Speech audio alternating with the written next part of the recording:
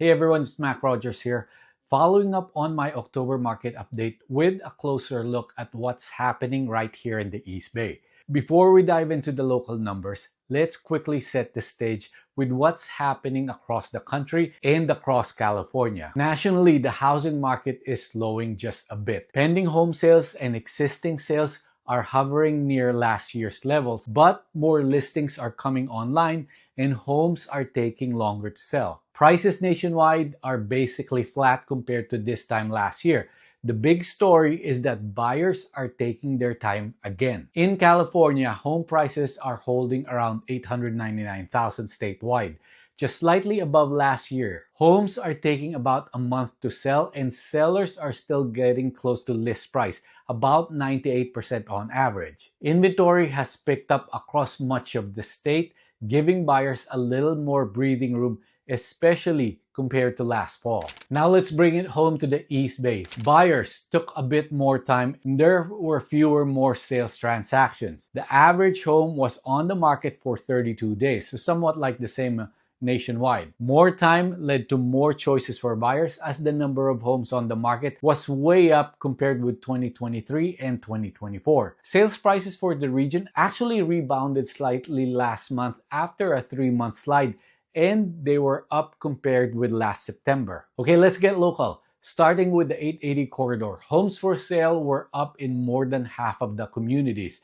with big increases in Fremont and Newark, while Oakland was down almost 25%. Prices were mostly down. Hayward came in at $855,000. That's down 10%.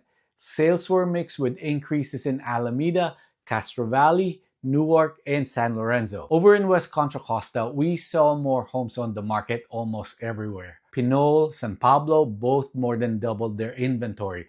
Prices were mostly down. Richmond and San Pablo both in the $600,000 range and down big about 7%.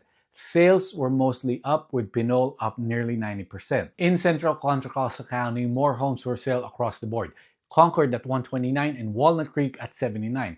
Prices were mostly up. Clayton, Pleasant Hill, both right around the $1 million mark. Sales were also stronger. Martinez up 65%. In La Morinda, inventory was mixed. Lafayette down, Orinda up. Prices also mixed, with Orinda topping $2 million, up almost 15%. Sales were mixed too, but Orinda saw a big jump. In the Tri-Valley, homes for sale were up almost everywhere.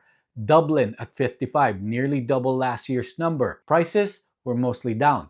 Alamo around $2.3 million, down more than 25%. Livermore and Pleasanton both down 10% or more. San Ramon was the exception at $1.8 million, up a bit. Sales were mostly up. Danville, Pleasanton, and San Ramon all posted gains. And finally, in the Delta, more homes for sale almost everywhere.